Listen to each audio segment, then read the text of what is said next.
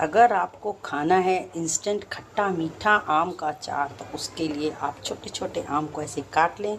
उसके लिए आप उसमें डाल दें थोड़ा सा नमक और डालें थोड़ी सी लाल मिर्च। कलर वाली लाल मिर्च डालेंगे तो बहुत अच्छा लगेगा। और उसके अंदर डाल दें आप एक आधा आम है ये, उसके लिए आप डाल दें 2 टेबलस्पून 2 से 3 टीस्पून चीनी। और आप इसको रख दें मिक्स मिक्स मिक्स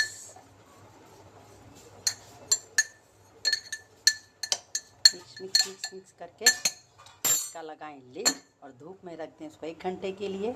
फिर आपको इसका रिज़ल्ट दिखाते हैं।